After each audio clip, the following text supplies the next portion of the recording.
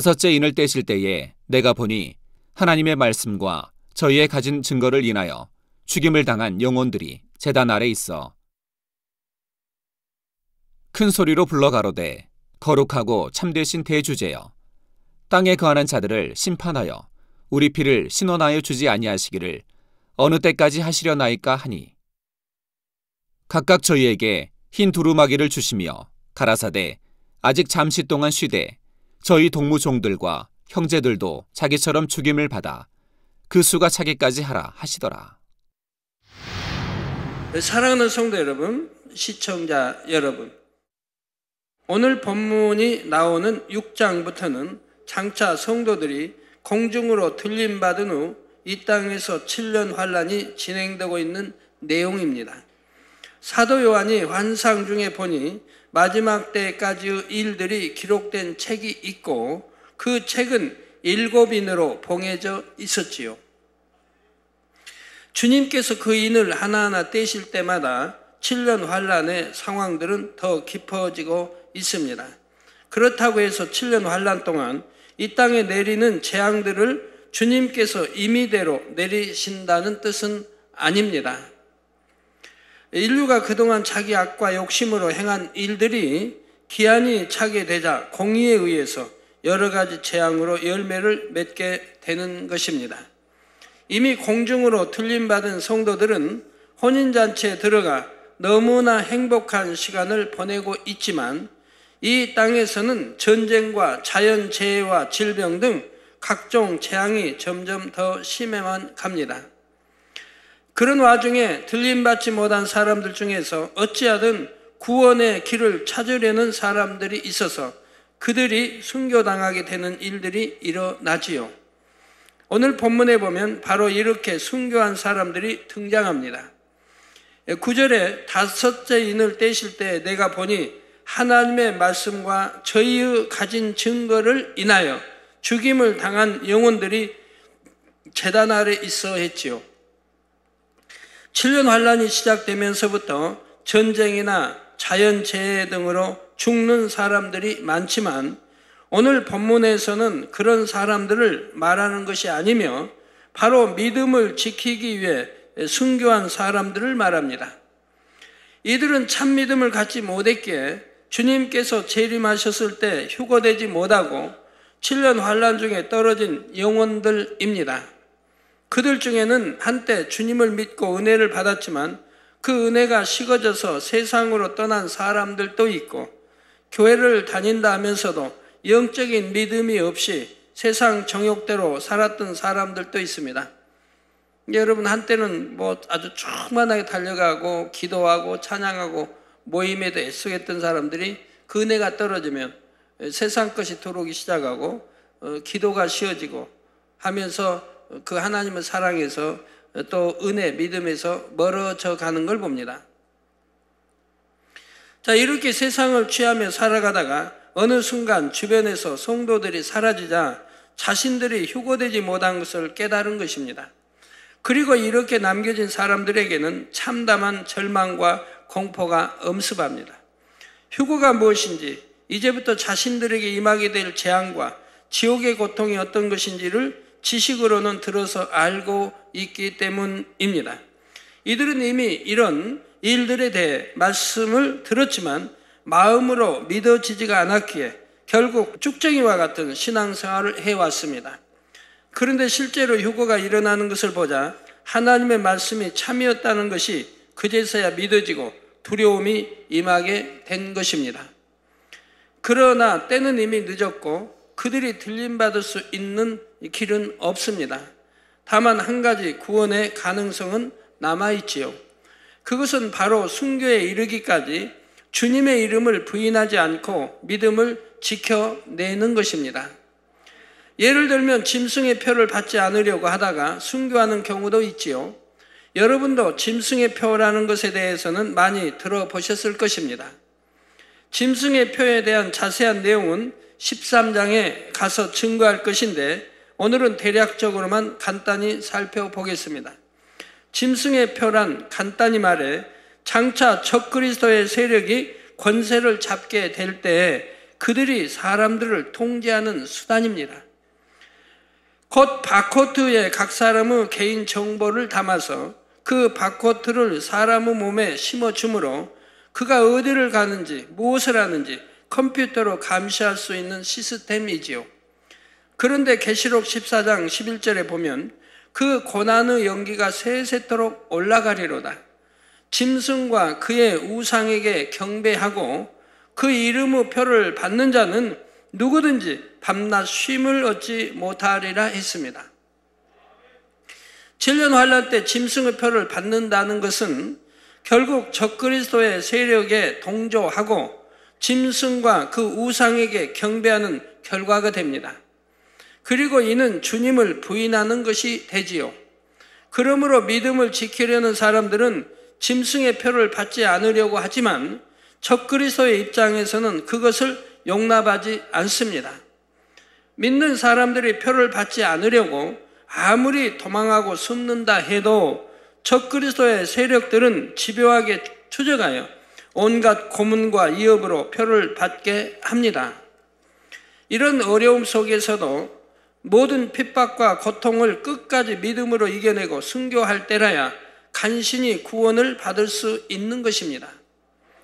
물론 이런 일들은 7년 환란 기간 중에서도 후반기에 접어들면서 본격화되지만 이미 적그리스도가 장악하고 있는 영향권 안에서는 7년 환란의 초기부터 순교가 시작됩니다. 그래서 전 시간에 감람류와 포도주는 해치 말라 하신 말씀에 대해 설명한 내용도 같은 맥락입니다. 곧 큰 태풍과 각종 재앙이 임할 때 이스라엘 백성과 휴거되지 못한 성도들이 어느 정도까지는 지킴받지만 그들이 모두 다 살아남을 수 있는 것은 아니라고 했던 것입니다. 전쟁이나 질병, 자연재해 등으로 인해 죽는 사람들도 많이 있지만 믿음을 지키기 위해서 핍박하고 순교당하는 사람들도 생겨나기 때문이지요. 사랑하는 성도 여러분, 그러면 왜 7년 환란 때는 이런 핍박을 통해서만이 구원을 받을 수 있는 것일까요? 비유를 들어 농부가 추수를 하게 되면 알곡을 다 창고에 들인 후에도 혹여 떨어진 이삭은 없는지 다시 살피게 됩니다. 죽정이로 보여서 땅에 버려진 것 중에 조금이라도 알이 채워진 것은 최대한 창고에 들이려고 돌아보는 것입니다. 이런 것처럼 이미 경작의 기간이 끝난 후에도 하나님께서는 다시 한번 기회를 주십니다. 믿음이 없어 들림받지 못한 영혼 중에서도 혹여 일말에 선한 마음을 가진 자가 있는가 하여 돌아보시는 것입니다. 그러나 이때는 구원받을 믿음이 있다고 증명하기가 쉽지 않습니다. 이미 휴거를 통해서 하나님의 말씀이 사실이었다는 것이 너무나 명백하게 드러난 상황이지요. 물론 이런 상황을 보고도 여전히 악한 마음으로 하나님을 대적하는 사람들도 있지만 그래도 일말의 양심이 있다면 하나님을 두려워하는 마음이 들게 됩니다. 그러나 이것은 눈으로 보았기 때문에 지식적으로 아는 것이지 마음에 믿는 믿음이라고 인정받기가 어렵지요. 지식적인 믿음으로 구원받을 수는 없는 것입니다. 그러므로 이렇게 성경의 예언이 명백하게 이루어지고 드러난 상황에서 땅에 남은 사람들이 믿음을 가졌다고 인정받으려면 그만큼 큰 관문을 통과해야 합니다. 어떠한 고문과 굶주림, 극심한 핍박이라도 이겨내어 이제라도 참 믿음이 있음을 증명해야 하는 것입니다. 이때 원수마귀의 입장에서는 적그리스도의 세력을 주관하여 어찌하든 한 영혼이라도 더 멸망으로 끌고 가려고 합니다. 사람으로서는 능히 감당하기 어려운 극심한 고통을 주면서 주를 부인하게 하고 그래도 부인하지 않는 사람에게는 그 앞에서 어린 자녀를 고문하기도 하는 등 말로 다 표현할 수 없는 잔혹한 일들을 행하지요. 더구나 이때는 성령이 거둬진 시대입니다. 성령의 충만함이나 위로도 없고 하나님의 은혜로 순교할 수 있는 것이 아닙니다. 순전히 자기 의지와 노력으로 죽음을 맞기까지 모든 고난을 견뎌야 하기에 그만큼 구원받기가 쉽지 않은 것입니다.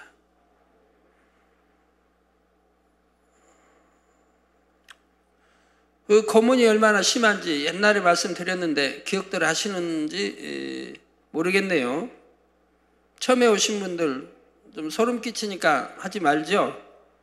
설명하지 말까요? 설명할까요? 네, 한 예를 들어요. 예, 사람을 발바닥부터 껍질을 벗겨냅니다.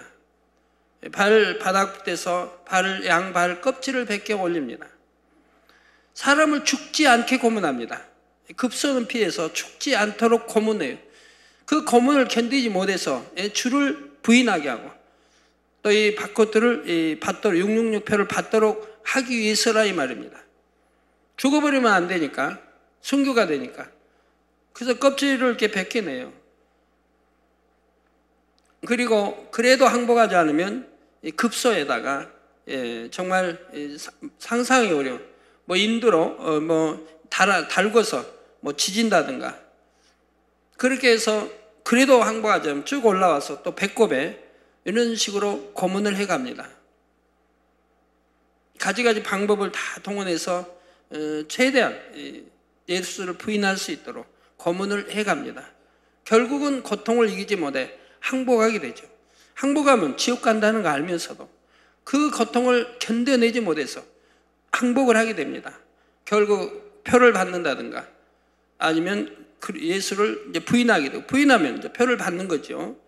그렇게 하게 되는데 번연히 지옥 가면 세세토록 그 불못, 연못에서 고통받는 걸 알면서도 그때의 그 고문을 이길 수가 없어서 부인하게 된다 이 말입니다.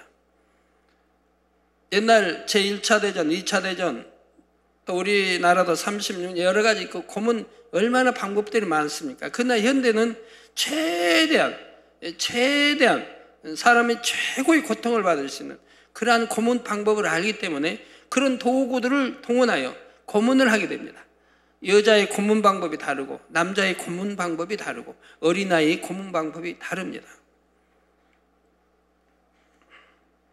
그렇기 때문에 7년 환란이 떨어지면 구원받기가 어렵다는 것입니다. 성도 여러분, 이렇게 휴거가 끝난 후에 뒤늦게나마 믿음을 지키고 순교한 사람들은 본문에 보니 제단 아래에 있다 했습니다. 결국은 고문에 의해 최대한 생명을 살리고 죽이지 않을 그런 고문을 가하지만 결국은 항복하지 않으면 이제 그 심한 고문에 의해서 결국 순교를 당하게 된다 이 말입니다. 그때까지 고문은 지속되는 것이라 이 말입니다. 그냥 얼마나 견디기 힘들겠습니까? 저같이 그냥 참을성 많고 때려도 아픈 줄 모르는 그런 사람이라면 혹 그 고문을 이길지 모르지만 쉬운 게 아닙니다. 결코 7년 환란에는 떨어지지 말아야 됩니다. 나 지금까지 우리 계시록을 통해서도 말씀하지만 내 신앙이 지금 어떠한가 점검할 줄 알아야 돼요. 옛날에는 첫사랑 충만했는데 그 신앙이 떨어지고 있다면 그 은혜가 떨어지고 믿음이 떨어지고 기도가 쉬워지고 있고 기도 옛날에 열심히 하다가 기도 쉬는 사람들은 지금 뒤돌아봐야 됩니다. 내가 지금 영원 하나님이 불러가시면 구원받을 수 있겠는가? 기도는 쉬지 말라고 하나님 말씀에 얼마나 열심히 구약 신약에 기록하고 있습니까? 옛날에는 단일차라도 열심히 했어요. 기도한다는 사람이 지금은 잘 안 해요. 그러면 내 신앙이 어찌 됐는가를 알아야 됩니다. 얼마나 나태해지고 게을러졌고 하나님을 사랑해서 끊어져 있고 첫사랑을 잃어버리고 내가 하고 있다는 거 알아야 됩니다. 제단 아래 있다는 것은 그들도 결국 하나님의 은혜 안에 들어왔고 구원만은 받을 수 있었다는 뜻이지요.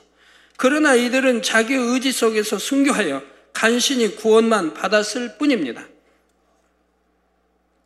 이 땅에서 성령의 도우심을 받지 못했기에 진리를 중심으로 깨우칠 수도 없었고 마음에 할례하여 변화될 수도 없었지요. 본문 10절에 보면 이런 사실이 너무나 뚜렷하게 드러납니다. 큰 소리로 불러 가로되 거룩하고 참되신 대주제여 땅에 거하는 자들을 심판하여 우리 피를 신원하여 주지 아니하시기를 어느 때까지 하시려나이까 했지요. 순교한 사람들이 자신들의 핏값을 인하여 하나님께 호소하고 있는 내용입니다. 자신들이 약한 자들의 손에 순교하기까지 너무나 많은 고통과 고민 속에서 참혹한 일을 당했으니 악한 자들을 심판하여 원수를 갚아달라는 말이지요. 물론 공의의 법칙에 따르면 틀린 말은 아닙니다. 성도들을 핍박하고 악으로 심은 자들은 반드시 각자의 행위에 따라 심판을 받게 됩니다. 순교자들도 이러한 공의를 알기 때문에 자신들의 피를 신원해달라고 기도할 수 있는 것이지요. 그러나 아무리 이것이 공의라고는 해도 진리를 아는 여러분은 이들의 기도가 하나님의 마음과는 거리가 멀다는 사실을 깨달을 수 있을 것입니다. 성경에는 무엇이라 말씀하셨습니까? 마태복음 5장 44절에 나는 너희에게 이르노니 너희 원수를 사랑하며 너희를 핍박하는 자를 위하여 기도하라 하셨죠. 너희 원수를 사랑하며, 주 원수까지 사랑하라고 하시지 않습니까? 너희를 핍박하는 자를 위하여 기도하라. 여러분을 누가 핍박한다면 그를 위해서 축복의 기도할 수 있습니까? 여러분이 참된 그리스도인이라고 하면 그렇게 해야 할 것입니다. 원수로도 사랑하고 나를 핍박하는 자를 위해서도 축복의 기도할 수 있는 이런 믿음, 이런 신앙이 참인 것이죠. 아직도 그리 아니됐다면 내가 얼마나 연단을 많이 받아서 성결로 영으로 들어가야 한다는 사실을 알아야 할 것입니다. 자, 이 말씀처럼 예수님께서는 자신을 못 박아 죽이는 이들에 대해서도 미워하거나 저주하신 것이 아닙니다. 오히려 자기의 죄를 깨닫지 못하는 그들을 불쌍히 여기심으로 하나님께 그들을 용서해 주시기를 기도하셨지요. 또 초대교회 당시 스데반 집사는 어땠습니까? 스데반 집사는 큰 권능을 행하고 진리만 말했는데도 악한 사람들이 이를 싫어하므로 스데반을 돌로 쳐서 죽이기에 이르렀지요. 이에 사도행전 7장 60절에 보면 스데반 집사는 죽임 당하는 마지막 순간에도 무릎을 꿇고 크게 불러 가로되 주여 이 죄를 저들에게 돌리지 마옵소서. 돌에 맞아 죽어가면서도 주여 이 죄를 저들에게 돌리지 마옵소서. 자, 여러분들 그런 기도 할 수 있습니까? 누가 돌로 쳐 여러분을 죽이는데 아무 잘못도 없는데 돌을 쳐 여러분 죽입니다. 아니, 여러분이 영안이 열려서 하늘문이 열리고 우리 주님이 하나님 보좌 우편에 서 계신 것을 보노라 하면 오늘날 어찌합니까? 죽이려고 하지 않습니까? 이단으로 몰고 죽이려고 하지 않습니까?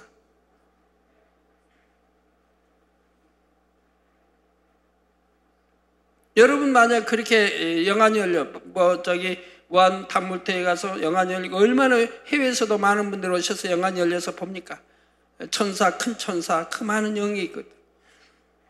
그러면 지금 이럴 거 듣고 있는 우리 믿는다고 하는 사람들도 화가 이렇게 나요. 그냥 막 진노해요. 성경에 참만 말하는데도 스데반 집사도 지금 참을 말하는 거 영안이 열려서 본다 이 말입니다. 하늘문이 열린다 이 말입니다. 우리 주님이 하나님 보좌 우편에 서신 것을 본다 이 말입니다. 그건 넷째 하늘입니다. 즉 하나님 보좌가 있는 것, 원래 근본에 있는 것, 천국 셋째 하늘 위에 넷째 하늘을 이것까지 보고 있는 겁니다. 그걸 그대로 사실을 말하는 대로 돌로 쳐 죽인다 이 말이에요. 오늘날 꼭 그렇지 않습니까?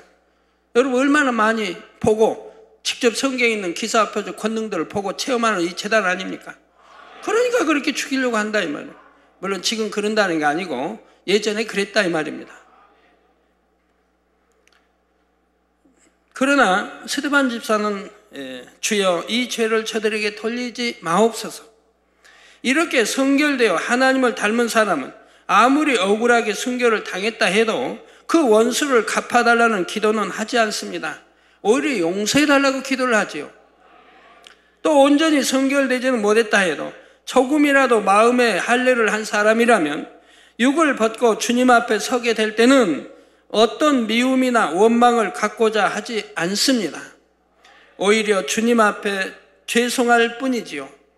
십자가의 크신 은혜로 구원을 받았으면서도 신앙생활을 할 동안 죄악을 다 버리지 못한 것이 너무나 죄송하고 민망한 것입니다. 그런데 지금 이삭 줍기로 순교한 영혼들은 전혀 다른 모습입니다. 악인들을 용서하고 긍휼히 여기는 것이 아니라 원수를 갚아달라고 탄원을 하고 있는 것입니다. 저 옛날에 그렇게 술 먹고 결혼해서 엄청 돈 없어도 술은 먹어야 되고, 술 먹고 해도 한 번도 술로 인해 아내를 구타한다든가 해본 일은 없네요. 병을 깨본 일도 없고, 그런 폭력적인 그러한 것은 참 없어 봤습니다. 오히려 마시면 재미가 있죠. 내성적인 성격이 외성으로 바뀌니까 재밌게 그냥 이야기하고 그랬는데요. 그런 거 다 하나님 은혜로 이렇게 중독에서 벗어나고 하니까 얼마나 감사한지요. 그러니 이 순교자들은 그 이전에 먼저 들림받은 성도들과는 선의 수준이 너무 다르다는 것을 알 수가 있지요. 다만 극단적인 상황에서도 자기 의지로 순교했기에 간신히 구원의 선 안에 들어온 것뿐입니다. 그래서 비록 믿음을 인정받아 구원은 받았지만 그 입술로 말만 보아도 신앙생활을 잘 하다가 들림받은 성도들과는 차원이 다르다는 사실을 알 수 있는 것입니다.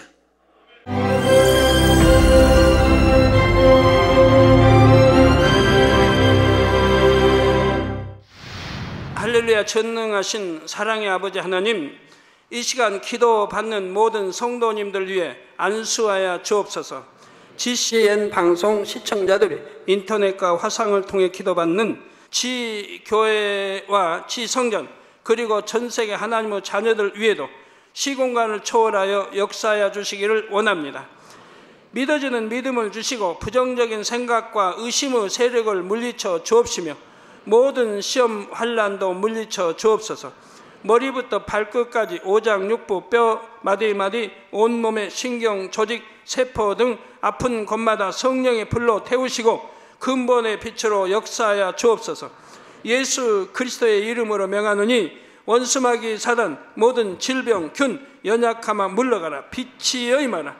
모든 불치, 난치병도 성령의 불로 태워 깨끗하게 역사하여 주옵소서. 말라리아를 비롯한 모든 풍토병도 물리쳐 주옵소서. 감기, 기침, 열, 몸살, 독감 등 각종 유행성 질병도 다 물러가라. 어떠한 유행성 질병, 균도 틈타지 않게 지켜 주옵소서. 위암, 폐암, 간암, 유방암, 자궁암, 대장암, 피부암 등 각종 암과 에이즈, 백혈병, 뇌졸중, 고혈압, 저혈압, 심장병, 폐병, 위장병, 당뇨, 부인병, 피부병, 갑상선, 질환과 모든 염증도 깨끗게 하여 주옵소서. 소아마비, 중풍, 관절염, 디스크도 온전케 하여 주옵소서.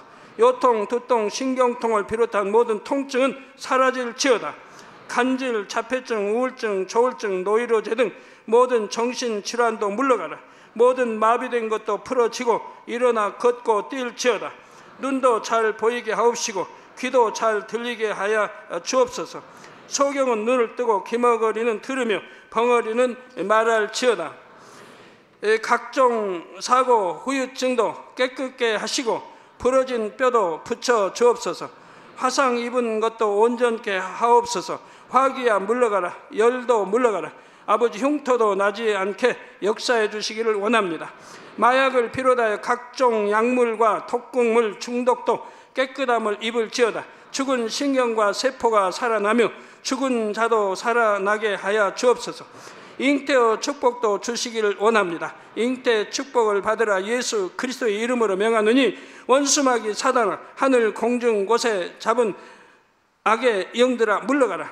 그의 사자들도 물러갈지니라. 이 땅의 악한 영, 더러운 영, 거짓되고 간사한 영, 이간질하고 미혹하는 모든 어둠들은 물러가라.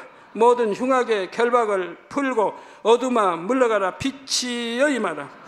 아버지 하나님, 부르짖어 기도할 수 있는 능력을 주시고 죄를 버리고 성결될 수 있는 능력을 주옵소서. 영혼이 잘됨같이 범사에 잘되게 하시고 가정의 복음화도 이루어 주시기를 원합니다. 한 주간도 모든 사고와 재앙으로부터 지켜주시고 불통이 없는 형통한 삶을 살 수 있도록 축복해 주옵소서. 성령의 불담으로 천군 천사와 주님의 불꽃 같은 눈동자로 모든 하나님의 자녀들과 가정, 일터, 사업터를 지켜주시기를 원합니다. 학생들에게 지와 명철을 더하시고 공부도 할 수 있는 뜨거운 마음과 열정도 더하여 주옵소서. 마음과 생각을 세상에 빼앗기지 않도록 지키시고 하나님을 뜨겁게 사랑하는 학생들로 축복하여 주옵소서. 하나님의 자녀들이 먹으나 마시나 입으나 무엇을 하든지 하나님 앞에 영광 돌리는 삶이 되게 축복하여 주시기를 원합니다. 나는 하나님을 만났노라, 체험했노라, 응답 받았노라, 축복 받았노라, 간증하는 입술이 되게 역사하여 주옵소서. 아버지 하나님 감사합니다. 홀로 영광 받으옵소서. 우리 주 예수 그리스도의 이름으로 기도하옵나이다. 아멘.